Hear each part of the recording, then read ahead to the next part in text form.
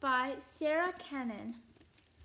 Chapter 1, Safety Drills. Times like now, as I hide behind a stack of gym mats, holding Caden's head down so he won't get clawed.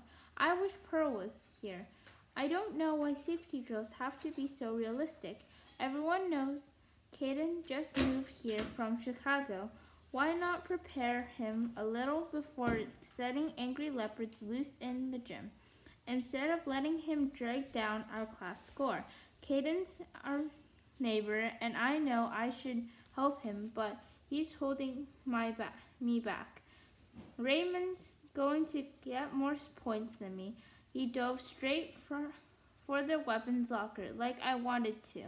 We're finally fifth graders, and there's no one bigger to get there first. On the other hand, I know Caden hasn't finished his half of the dorama on the 3 reasons science is risky. If he gets eaten, I'll have to do all that homework myself. A head of sweat rolls down his forehead. He's always pale next to Raymond and me, but right now he's white as a yeti. You know what my dad says every time we move, Ada? He says, it'll be an adventure. This time I told him he was just saying it to make himself feel better. He's getting back at me for complaining, isn't he? Nope, this is pretty normal for Oddity. Do what I say and you'll probably lie. Gosh, kid, pull it together. I glanced over the stack of mats we're hiding behind. Induce is doing way better at rope climbing this year. She got clawed marks in her gym shorts, but she's high enough up that leopards aren't going to get her again. The 4th graders pulled the bleachers out and are defending the top. Our class tried that. The time we had cowards, it didn't work so well. Too easy for whatever it is to run around under there, going after your feet. The teacher stand outside the grill doors, waiting. Mr. Bashji watches and makes notes on his clipboard. Mrs. Winter rubs her hand up and down her arms, even though she got a sweater on and it's about 100 degrees out. She hasn't been the same since she spent Labor Day weekend in Morgan. It was an honest mistake. The Emmets thought she was dead. I heard her tell Mrs. O'Haron she's so behind on grading now it will be Memorial Day before she's caught up. That's what they get for going to year-round school. I ran a hand through my braids and give the gym a quick once-over. The heavy doors they put in last spring will keep the leopards out of the locker room at least. Sure enough, most of the big cats are under the bleachers, swiping at people's ankles. Raymond tranked one on his way over here. At close range, I noticed I approved. He tossed me a gun. How many minutes you figure we got? I'm timing. I say, 3 and change. He sends another gun sailing over the stack of gym mats, almost whacking Hayden in the head. Ah, Mendez, you know he can't use that. He vaults over the mat to land beside us. None of Caden's swingy sweater hair for him, just the same old military buzz cut. Here's the one thing I can count on. Look, he's gotta learn sometimes. I'm not giving up a pizza party for the new kid. That's this year's prize for the highest safety ratings. There's a new place we want to try called Ramson's Pizza. They deliver empty boxes with threatening notes inside, and you have 30 minutes to find your pizza or it'll explode. He's had 3 months of small sorties, fighting drills. He's ready. Caden, get up. Caden does. He's still pale, but he's standing. I give him the tranquilizer gun. Raymond also has Betsy, a shotgun, and slung over his shoulder, but he won't use her for this. Leopards are endangered, and we're a green school. I squeeze off a shot over Raymond's shoulder, and the leopard stumps, sliding to a top behind him. Out. Probably out. The other one's still down. That's a good sign. If they had superpowers, we know by now. I heard around the side of the bleachers to get a clear view. Wish I had a flashlight.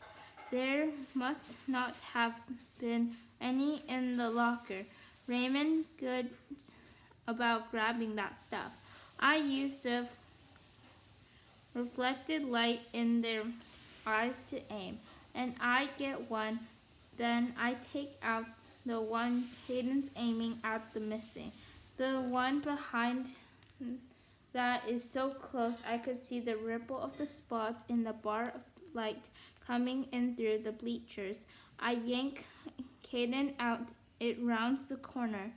Try again, Caden, I say, but Raymond puts it down before Caden got a clear shot. 3 for me, 2 for you. I say, mad that he messed up my lesson. There's only one left out on the floor, but either it's not too swift on the uptake, or Mrs. Bakshi was taunting them this morning because it's sweeping on the glass of the outside door over and over and not accomplishing anything. I motion for Caden to take that one, and he edges over. Still, I'm not impressed with the intelligence of leopards. The raptors were way worse. Wham! Something hits me between the shoulder blades, knocking me flat, and I just know I'm about to get savage. Figures, kindergartens through 4th grades, no savagings. And then I decided to be a good Samaritan. Savaging, it's got the back of my sweatshirt in its teeth, and it's shaking me. My shoes squeak as they jerked back and forth across the very, very waxed gym floor. My braids whipped back and forth past my face, beaded cackling. I don't know where Raymond is, but I hope he's doing something helpful. This thing is going to figure out it doesn't have my head in its mouth eventually. I still have the tranquilizer gun, but there's no way to aim when I can't at least brace my arm. I imagine the overhead announcement. Students are advised during future safety drills to please watch your 20 and keep your head out the leopard's mouth, if at all possible. As of today, the safety drill running score total is as followed. 4th grade, 50, 5th grade, -20 for preventable decapitation. 3rd grade, there's a shot, and I'm suddenly buried under a very heavy leopard robe. Someone rolls the big hat off me, and I blinked at Raymond's and that immoral kid. Cadence point his shaking gun at the remaining glass pie leopard to cover us. We couldn't hit the board side of the barn, but at least he's trying. Caden finally begs the last leopard, mostly because it's so obsessed with Mr.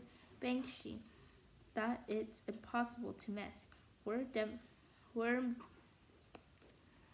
dismissed to wash up and change our clothes, which is good because our gym shorts are as ugly as ever. When I leave the locker room, I'm wearing jeans with the cuffs rolled up and the sleeveless blouse. I found out for a song second-hand clothes. That's one good thing about gyms. Uniform. My favorite clothes don't get sheared. My arms are too skinny, but I like the white blouse against my dark skin, so I wear it anyways.